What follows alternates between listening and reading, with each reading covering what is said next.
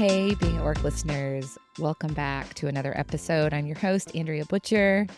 And today's episode is such a special one because it is our 200th guest episode. Gosh, that is so hard to believe. And today's guest was also our very first guest when we launched the show in July of 2019. So we have come full circle with this conversation today. And I listened to this conversation again recently. I've listened to it many times over the years, but just recently I wanted to hear some of the key things that we're going to highlight and bring back today. And I got to laughing because it was definitely a first episode. I was still figuring out this whole podcast thing. My audio isn't great, but there is such great content in that conversation. Trey Willis is a technology executive with an extensive track record in tech transformation, product development, business process improvement in the tech and operations arena. He's currently the Chief Technology Officer at ConnectBase, but more important, he's a husband and a dad. You'll hear about his family today. And Trey is a leader who continuously works to bring all of who he is to his business and his work and his life. During the first episode we recorded way back 6 years ago, Trey shared a pivotal moment early in his career when he clarified his core values, and he recognized through that process that he was not bringing his full self to work. He had a set of work values that were different than the set of personal values that he held. So today, we're going to dive into Trey's journey of being okay, being who he is, wherever he is. And we're also going to talk about how important his people have been in the process. So listen in as we catch up on the last 6 years. We go a bit deeper and have some good, honest conversation about leadership and life. Trey Willis, welcome to the show. Thank you. Thank you for helping me along the way. You talk about the last 6 years. We've obviously known each other for longer than that, and you help to think more critically about accepting who I am as a leader and challenging me to lead authentically in all aspects of my life. And that's just been a guiding light for my life, and it's certainly shaped my career. So thank you for having me once again. I appreciate it. Yeah. I mean, we've done this before, haven't we? Does it seem Yes, like it ma'am. was 6 years ago? Yeah, that's a little strange. It definitely means I'm certainly getting older. I probably have much less hair, but all things in time, I suppose. Yeah. Well, I so admire and respect you as a leader and a human. So before we connect the dots between this conversation today and the episode we recorded 6 years ago, tell us a little bit about Trey, your journey, who you are. What do our listeners need to know about you? I think you characterize what's most important to me well, and it's fairly straightforward for me as an old guy now, certainly with less hair, but older children. I've been married for a long, long while. Those things shape who I am pretty much 100% of the way around. I certainly am committed to my craft and my job, and as a constant learner on a variety of topics, but mainly in technology. Those things shape who I am, but certainly my family and my wife have just continued to help me to grow and mature and really evolve into a much more peaceful and hopefully a bit more thoughtful individual over time. And those drive me. And then I'm driven by, I'm a very goal-oriented person, I'll say that. And so we have a fantastic challenge at ConnectBase now that I'm fully bought into. And that's my other main love and passion, is to try to build successful organizations, primarily in the technology space. But I absolutely love doing that and taking the challenge and taking it head on each day, and highly motivated by that as well. Yeah, when I first met you, you were like up and comer. I remember I was facilitating a leadership development program for high potential leaders. And I mean, when was that? That would have been maybe 2012, 2010? Yeah, I was going to say 2010-ish. Yeah, right in there. Yeah. 15 years ago. That's hard. That's hard to believe. Yeah. But a really important transition for me. I know I've highlighted this story a few times, but it was just so transformational. I couldn't have said that at the time. I knew something was happening just relative to the way that I accepted that course, and I still talk about, modeling the way and challenging the process and encouraging the heart and those 5 values from that particular workshop. But that moment that you talk about and you reference it in defining my core values, that experience really changed the course of perhaps my career, but certainly who I was meant to be in my career. And I'm grateful for that. I tell you that every time I talk to you, just because it was so meaningful for me. But it was a real moment for me, and I carry that with me often, and with regular reminders of those core values and how important that's become in like the persona of who I am, and just allowing that to be okay. And again, not in the stationary way. I mean, there's a constant evolution there that I think is really important for us to note and perhaps to talk about today. But anyway, that was kind of the foundation of that transformation for me, and being very comfortable with who I am and presenting that and sharing that, and that, which really allowed me to create the relationships that I think are so important with my teams and my peers. Well, isn't that the work of leadership? I mean, we all know that in order to model the way, we have to know what way we're modeling. So authenticity is key. And we talked a lot in that first episode about being okay, being who you are. One of the things that you said, a direct quote from that conversation, you said that you recognized through that process, you said, people seem to be okay with this guy. So I need to be okay with this guy. And that really resonated, because isn't that what it's all about, is uncovering who we are so that we can be more of that. Yeah. Yeah, that's it's fun to reflect on that conversation, just thinking about it in a number of ways. But yeah, it was important for me to just acknowledge that. When we first met in that same exercise that we talked about, I was honest. I was fully honest and totally okay, knowing that I couldn't possibly be the same person at work that I was at home. I couldn't be a caring, loving husband or father. I couldn't be genuinely lighthearted and playful. And I'm constantly like that, because I couldn't possibly be that guy and be a killer at work and do all the great things that we wanted to do and accomplish the difficult objectives. Like, no way someone would take me seriously. And I just needed, I needed that very deliberate pause that you offered to me in that moment to challenge that, to ask, are you sure? And that's almost exactly what you said to me. And I said, well, yeah. And you said, okay, well, go think about that. It's essentially where we left it. And I did a lot of work on that. I took it very serious. I don't know why in that moment, but it hit. And I did a lot of work on really working to understand those values, which still remain incredibly poignant, but just as meaningful today as they were then, 15 years ago. And I think if I've done anything, I've refined my understanding of what they could mean and what they mean to who I am. But anyway, the punchline ends with, it's been a guiding light for me in how I create very genuine relationships with those people that I work with, and all throughout my life, but those people that I work with too. And the result is, back to the quote, people treat me normally. They trust differently.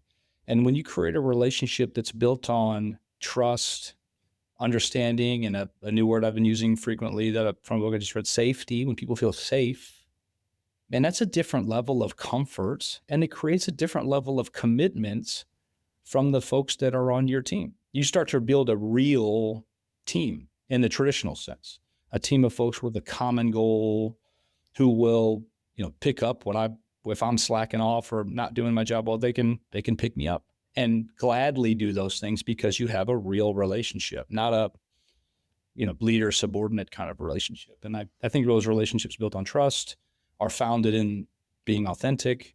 But I needed that opportunity to kind of open that door and explore that differently. And for the last decade and a half, it's been a really neat place for me to continue to evolve and understand. And I believe firmly in that being the best way to present yourself in all facets of life, not just work. And you have such a high level of awareness around the growth that you've experienced. So when you reflect back on earlier in your career, you just said that you held this belief that I can't possibly show up as this lighthearted, a funny, like the guy that I am at work, and people take me seriously. What shaped that belief? Where did that come from? Oh, it was a false narrative. I mean, I probably watched too many movies, and I had been, I'm a lifelong athlete. I'd been coached a lot, played football in college and things like that, and you get this energy that if you really want to motivate somebody, you have to be perhaps louder, more aggressive, and if you really want to motivate them, you yell even louder and you push them harder, and some of that is motivating, but it's not. Motivation isn't found the same way for all people in any facet of life, sports or work or anywhere. So just thinking about why I had that perception, I've realized that that's not actually real. And if I looked around at the different leaders that I respected, it had nothing to do with acting like that. I didn't need any of that. I'm very much, I respect the hierarchy of order of operations or organizations. So I'm enamored with the military. If my boss says to do X, I say, sure. How many times do you want me to do it? I can't wait to satisfy and support and be part of the team. But what I realized was I didn't need any of that. So why did I think it was so important in the business? I just checked myself rather than assuming too many things. And then once I did that, I said, oh, well, you don't even care about that stuff. Why do you think it's important? And I realized that it's not even if it is effective, and I think that there is some level of effectiveness in being a hard charger and really driving aggressively, it's never been a long-term strategy for people. You don't want to be closely aligned with someone who never takes a deep breath and doesn't learn to celebrate the wins or appreciate the small victories well. And so those kind of things, just little bits, but they started to unpack and unravel, if you will, this idea that I had that wasn't really based on anything legitimate. It just was some assumptions and some perspectives that weren't real. So I just needed to question that. And once I challenged the process, good things happen. Yeah, and it's such a good reminder. I checked myself because throughout our days, there are going to be these beliefs that we hold that are driving what we do that are not real, just like this example. And so continuously challenging, is that true? Like, I don't have to believe that thought. Yeah, Jenny, who I'll refer to, that's my wife. Jenny and I talk often about perceptions, and that's one of the things that I've gotten more control over. I've gotten better at harnessing my reactions to situations. And it's founded in the same thing you just mentioned. Like I just have to have perspective. Perspective is oh so important in those elements of something that was perhaps frustrating or something that was very challenging or very difficult for us. And she and I have grown. She's taught me a million things. This is one of them. I'm sure I'll reference her 10 more times, but she's taught me that like there's a lesson in all these things, but you have to be patient enough and aware enough and in the moment enough to recognize the lesson. And as you take away the key learning or the lesson or the opportunity, perhaps those perceptions, those thoughts that we felt so emotionally connected to, they shift, they change. And what I find is I'm just much more peaceful as a result of taking a beat or taking a breath and trying to remember the lesson or trying to seek the opportunity that might be hidden within the challenge or within the situation. And it's a little tangential, but I think it's certainly very corollary in that same way. And so that's one of the things that I've continued to try to grow into over the last many years, but especially since the last time you and I chatted like this. And the impact of it, you said, I'm much more peaceful. Like, so checking ourselves also, like, how am I feeling right now? So if I'm stressed, frustrated, annoyed, like, okay, maybe this is time to just stop talking. Maybe this is time to check in with what's going on within me, because it's going on within me. It has nothing to do with anything out there as much as I want to make it appear as if it does. And doing what you need to do to get back to that place of peace. Well done, Jenny. Tell us about Jenny. Like, how long have you been married? How did you meet? Yeah, we've been married since 2007, so we're coming right up on our 18th wedding anniversary. We've been hanging out a little bit longer than that. We had a nice moment to catch a dinner together amidst the chaos of our kids and things, and she was just talking to me. She said, I think this year I will have known you longer than I haven't, which is kind of a Oh, special moment in a wow. relationship. Yeah. And that's cool to think about. And we were sharing that moment and I was reflecting on what she said. And I don't totally know how we got to this place, but I call her mom a lot. I said, Mom, you know, you are my life now. We are the same.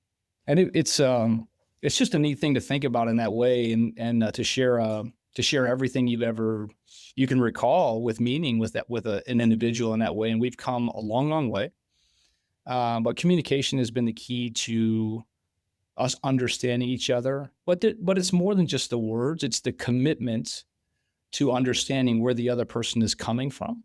And then it's the commitment to each other. And just knowing that we were committed to building a life together. And that meant growing together while we grew a family, and while life is hard. Life is a struggle in a general sense. But if you take my discussion about my wife and our relationship, which I'm just so blessed to be where we are at the moment, given how challenging life really can be, having a partner like that that's committed to you and willing to work and to grow and to evolve with you has been it's just been a special blessing that there's just no other way to say it in that way. And without a doubt, I wouldn't be remotely close to the man I am now without her coaching and guidance and her love along the way.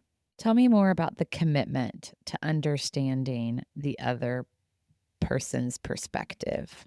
Yeah, that's a good nugget to pull on. I think part of it started with my wife and I, and just trying to figure out how do we work better together. But I've really taken an interest in understanding interpersonal communication, how and why people work the way they do. People are unique. We're all different in our own ways. And certainly I have my own weirdness likewise, but it starts there, I think, is recognizing that we are not the same, and we do not perceive things in the same way. We do not have the same interests or emotions, do not have the same history, do not have the same life experiences. And while there's overlap all over the place, we're each composed of a unique mix of those things, and starts there. So when you realize that we don't come from the same places, but that your experiences are equally as important as my experiences and equally as real to you as mine are to me, then you say, okay, so we're not starting in the same place, but we have to find that common ground. Well, we do that through communication. And the use of language in that way, I think in many ways we take it for granted, but I've just drawn a strong interest in working to understand how to communicate with people at a very personal level, but also at a very intricate level as well. The words we use matter, the order in which we say them, the tone in which we deliver them. And I've tried to really learn a lot about that and then practice it in different ways. Not as if I've mastered it, but as if I'm a very curious student in how to communicate most effectively. And I work in a technology space. And one of the areas that I've acknowledged is a gap that I feel often is I help to explain very complex technological concepts to people who aren't technologists. And that's probably where it started, actually, along with, just learning how to communicate well with Jenny. But as I really work on practicing the craft of delivering a message cleanly and elegantly, it takes real practice. And along the way, I constantly ask for perspective and feedback, which helps me to refine and to hone and to really crispen up the message, if you will. And so it's an interest, and it's a practice, and and I think it's one of those skills that the better we are at communicating as humans, the more simple, the easier our relationships really are with one another. And so it's, a little bit of work, a little bit of personal, and a little bit of just personal interest, but really, really important in a grand scheme for a wide variety of use cases. And it's why you call it a commitment. I mean, it's hard. You have to be willing to do the work and to be open to that. And there's something that you said that is really important. I believe I want to highlight this belief that your experiences are not the same as mine, and they are equally as real. Like, that is huge. Because what often happens, as you know, in those heated moments is I'm trying to express how I feel about something, and no, that's not how it is. Well, don't you tell me how to feel. There's a lot to that. And some of it's funny, right? Because we all live these, we've all had significant others of any sorts, friends, special people, whatever it might be, brothers and sisters, frankly. And when you get into those moments of high emotion, choosing your words carefully, and as I mentioned before, the order in which we say them, the tone in which we deliver them, all becomes more important in those moments, but only so that you can get over that hump of the emotional climax. And if you can get past that piece of it, all of a sudden we can hear each other again. But it takes a minute to get through that. And if you don't do it well, for example, you not only don't get to hear each other, you make the challenge worse. The emotions rise even greater. And so starting from that place of just respecting the fact that you are allowed, you being the person I'm communicating with, in this case, you, Andrea, those things are legitimate for you. They're as real for you as the dirt on the ground. They happen to you. You lived them. And they don't all have to be tangible, and I don't have to understand them all. That's not part of the deal. But what I do have to do is be respectful that those are very real to you. And the moment I enter that place of respect and that balance there, then we have an opportunity to move forward with a proper communication where we can hear each other, we can understand each other, and we can align it. And to not get hooked by it, just let it be what it is. Because then you can also get into this wonky dynamic of, I may be expressing how I feel, and it may be very much a temporary right now in this moment. Give me some validation and some connection, and I can very quickly shift to something different. But right now, in this moment, but what often happens is because we don't want our people to feel bad as a result of something we have done. And so then we dive into the feeling. No, just give it space. Often that's all I need is just someone to sit with me in it, to see me in it. Yeah, that's an important point for all of us to acknowledge. I think that's another one of those that Jenny has helped me offer perspective on, just honestly from a female's perspective. Men and women are built differently, right? And there are certainly some stereotypes in that way, but she says, I don't need you to solve it. And I'm like, that's what I do. I love solving problems. She says, great, not what I need right now. And it's just a way of example is for me to say, oh, okay, well, my default approach to this isn't what is most helpful to the person I love the most in this world. Again, take a deep breath. Just listen for a second. Really listen to understand. Don't listen to solve, for example. And just another one of those critical life lessons. And the other thing that you mentioned, which I'll touch on, which is a real meaningful part of my maturation over time, is to be better aware of, and then that allowed me to be in better control of my emotions in the moment. Because to your point, we all have reactions to things. That's human nature. You don't always get to pick them. What you do get to pick is how you demonstrate that outward reaction. You can control that to a good degree, especially as we get older and a bit more wise in that way. And that's an area that I've really worked to grow into. And especially as we talk about, being at work, for example, your staff, your people who look at you for leadership and direction often, so often, way more often than I think we really acknowledge. They're looking at my body language when something interesting happens. They're looking at my body language to acknowledge, like, we're still safe, guys. This is still a good place to go. Not just the words that you say. And so when you remember that, then you have to say, okay, there's an element of control that's prudent here so that we don't tip the ship. Like, as you have an outsized influence on how things might happen in a room. And I just needed to take all of those in. And so I think all that's part of the communication factor there, and the reaction dynamic, and how we control our emotions such that we enable more clear communication and a path forward in a number of areas. Absolutely. All of these communication skills we've highlighted are so valuable in all aspects of our lives. How has your relationship with your wife and the commitment to understanding her perspective, how has that impacted your leadership as a chief technology officer? I think one of the most meaningful things that comes to mind when you asked me that question just now is, I can't tell you where I heard this first. It's a common one, where someone says you can be right or you can be in relationship.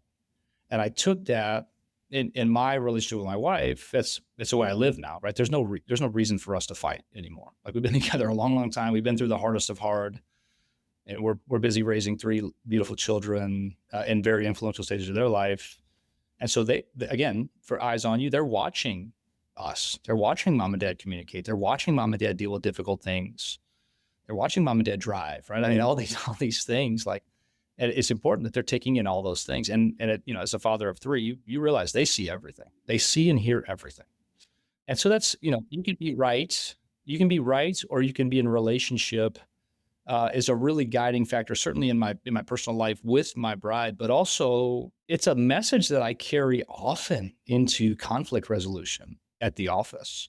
And I don't mean conflict like it's always a negative thing, but like we are regularly coming up with technology solutions for X problem or Y product.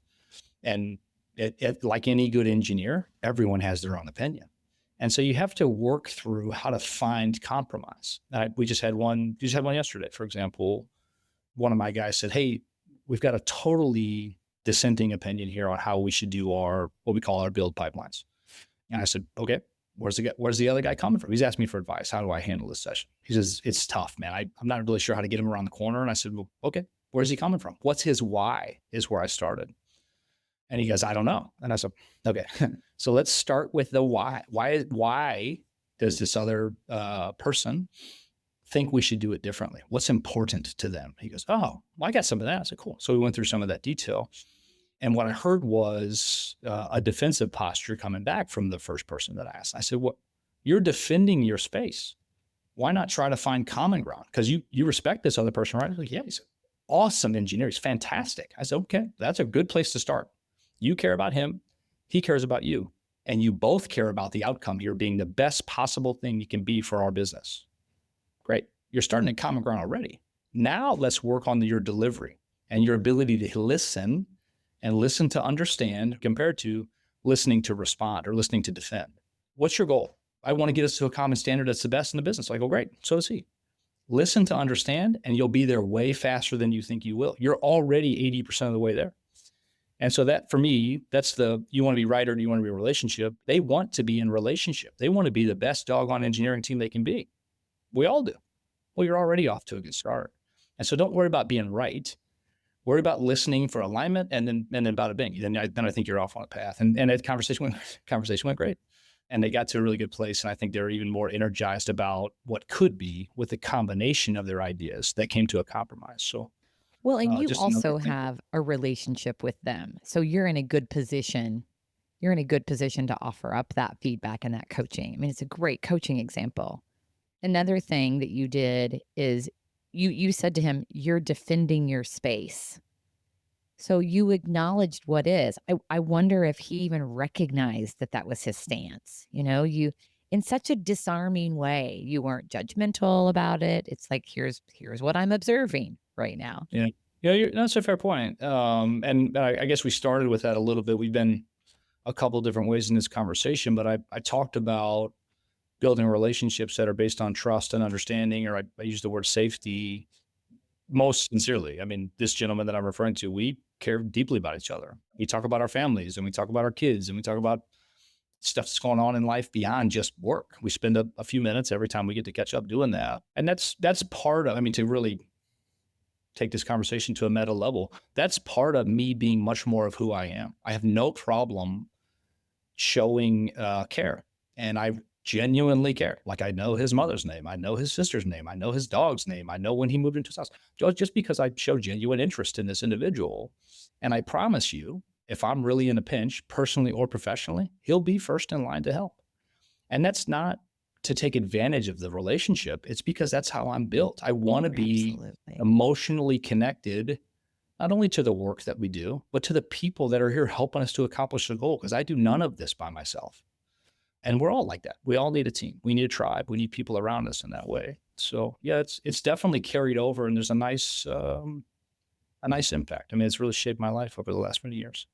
Yeah, I suspected that your response would be consistent with that, because it's this idea of like being wherever you are, because wherever you go, there are your gifts, there are your values. I mean, now we're kind of coming full circle back Yeah. to the first episode when you recognized, like, why do I have a different set of values at home than I do at work? And isn't there something so freeing about that is, gosh, I don't have to try.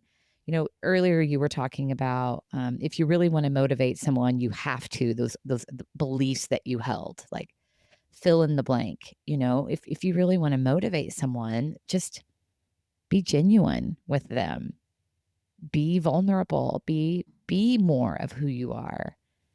So here we are, 6 years after this first conversation. There's been a lot of maturation, as you say. And we're all on a journey. So when we reconnect for the 400th episode in a few years, we will be even wiser because we're gathering life experiences as we go. And so we're on this journey. And as you reflect back over the last 6 years, and how would you characterize your being at work today versus Trey 6 years ago? So a couple things come to mind. The first one is I'll start with the last one that came to mind first, but I feel more confident in my ability to lead teams and businesses effectively. And that just flat out comes with years of experience and feeling like I understand the space or the problem set or the major challenges that will come along with that. But that confidence, I'm really cautious to pair that confidence with humility. And I have to make sure that I talked about asking for feedback quickly, but that's a thing I do often is I really try to be a constant learner. And even if I feel like I've been here before or I've seen this situation or I feel like I got a good handle on it, I continue to try to poke and to probe around that problem set to make sure I really understand it. I ask for feedback quite often. I ask for feedback from different personas quite a bit to make sure I see it from all the right angles or all the interesting angles. So that's a thing that I'm much more effective at in that way. But you used the word a minute ago. I think you said it was freeing to have one set of values, to have one North Star, one guiding light, to combine some of what each of us have said along the way. And I believe that that's really true. I think I've said this. If I haven't, I'll tell you. I do feel much more peaceful. So work is no less challenging. In fact, it's even more high stakes and more demanding than it's ever been for me. And I couldn't be more enthusiastic about being here every single day. I want to work long hours because I'm incredibly motivated by what we're doing and I enjoy solving the challenge. But that doesn't come with more stress for me just because. I'm much more at peace now with who I am, how I can help solve the problem for this particular business, and I'm not challenged with, or there is no friction with me representing myself any other way than as my authentic, genuine self. And you get with that what you get. You get a lighthearted approach. And so in moments of stress, when perhaps we're on an incident call in the technology space, there are moments, you can't do this all the time, but there are moments where I lighten the load, lighten the mood, just because that's who I am. You can feel the pressure rising in the room, and sometimes it's okay to have people laugh it off for half a second. Those little things. And I don't, at the moment now, I don't think anyone thinks that I'm not serious about solving the problem. I don't think they think I'm any less committed to being a part of the team in that way. I think I just try to bring those characteristics to the room or to the meeting or to the dinner table with the family, if that's the case. And, if they're, to the quote, if they're going to be okay with that guy, I got to be okay with that guy. And it's been okay. It's been a good journey. It's peaceful. It's easier. And it is, to use your word, it is freeing in that way to not have to worry about other stuff that's just not paramount. So I can focus on the relationship. I can focus on the problem solving, those types of things. Well, here's to more peace. Amen. Yeah. Thank you, my friend. So Yeah, good. thank you.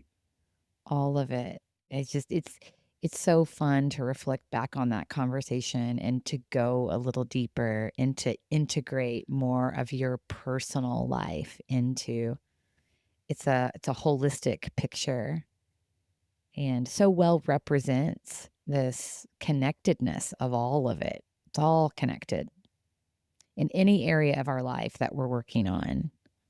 I'm struggling a little bit like right now with a relationship with a sibling. And I recognize that I have for so many years, like, oh, just left that over there. Like, yeah, that has not served other areas of my life well. So I begrudgingly am leaning into that a little bit. Absolutely. It's The all Holy Spirit connected. has an impact on us in certain ways. And I say somewhat in jest, but the Holy Spirit's a woman because she's always right. Um, Time and place is a special moment. And if you have that intuition, I'd encourage you to keep doing what you do. Yeah. Thank you. Because you don't want to, I mean, relationships are incredibly difficult. It doesn't matter whether it's a sibling or a friend or a work relationship. They just are. People have their own perspectives and things, but you have decided that that's a very meaningful thing to deal with, and you're brave enough to take it on. So good on you for doing it, and you'll work through it. Yeah. No doubt. No doubt. So one of the things that I'm doing differently today than I was the last time we had a conversation in this way is I have rapid fire questions that Oh, I'm now geez. Okay. integrating. So you don't know what questions I'm going to ask, but they're fun. And we'll start with a light and easy one. Trey, I want to know, what was your first concert? I don't know. I can't even think of the first one, but I can tell you my favorite one. I don't know what my first one Okay, was. let's go with that. Yeti and I just saw John Legend live at the Muni in St. Louis, which is an outdoor amphitheater, and he was just absolutely captivating. I mean, it was just fantastic. An So incredible performer. yeah, And the really good. soul. Oh, Yeah, special moment. And my mom and my sister were there too, which was really cool for us all. oh, so even Special. better. Yeah, to Yeah. get to share it with them. What a great memory. Yeah. Okay, here's one that's a little deeper. Actually, it's a lot deeper. What makes you feel most alive? A couple things. Certainly, relationship and connection with my wife is a unique opportunity. So we spend a lot of our lives running 100 miles an hour, taking care of our children, both very committed to our roles. She's a math teacher and has been forever. But both very committed to our roles in our community and in our jobs. But when we have a moment where we're connecting in the easiest way, there's no effort required, and we're laughing or enjoying each other's company deeply, that's a thing for me. Likewise, I love being outside and connected to nature, and it feels like that connects me to my faith. I'm a very deeply spiritually Catholic man, and the outdoors has some connection in that way. Like St. Augustine was very closely tied to that space as well. And then working out, expending energy in a physical way. I'm super competitive still, and so I love challenging myself in that way. So those are probably the areas that give me most energized. That's so great. Okay, and then last, if you could go back and tell your 25-year-old self, give him some advice about being at work, what would you say? Talk less, listen more, and listen to understand is a really important one that I practice every day because I'm not great at it, but practice it every day. Love more, share your hearts, because I think people react to that. And don't be afraid of that. You don't have to be the toughest guy in the room. You don't have to be stoic or not emotional. Just, it's okay to share a little bit of emotion in that way. Help people feel connected. Those are good. I mean, the other ones that come to mind are things like patience is really important in a long number. And I'm terribly, or have been historically terribly impatient. What I've learned, I guess, through experience, and this is the Holy Spirit. This is the universe working in the way the universe works at times. But patience has served me incredibly well. Trust your intuition in that sense. Are you part of a team that's committed to you as you are to them? Are you related to a leadership team that believes in you and trusts in you? And I have a fantastic leader at the moment, and we're building a deeper relationship every day built on trust and execution. We do what we say we're going to go do, and we trust each other to do that. So show your love and just be you, man. Just be you. I'm so grateful for you. Thank you for this. This is really, really special. Thanks for letting me share so much of who I am personally. This is we've talked about this a lot. This is a being at work podcast, but as you coach us, you coach our community and a wide net of people, and in the way that you are so influential to many of us. Being at work is just being you. You've opened our eyes to have that opportunity, and like I said, it's shaped how I work every day, and I'm grateful for that too. So thank you again. Thank you for those words. Being at work is just being you. I mean, that's the heart. That's the heart of this show. Oh, goodness, Trey Willis. If our listeners want to connect with you, where can they find you? Yeah, the most obvious place for me is LinkedIn. I don't do any other social media stuff. I have too many other important things like my family to deal with. But yeah, LinkedIn is the most direct way. Feel free to send me a direct message in that way if you'd like to reach out. I'm certainly happy to connect. And as we've talked about, I mean, interpersonal relationships are really important. And if we do connect, I'd love to do it at a real level. So on a video chat, or if you're local to the St. Louis or Boston regions which I'm in often, happy to connect for coffee or lunch to get to know one another. Awesome. Thank you, my friend. Of course. Thank you.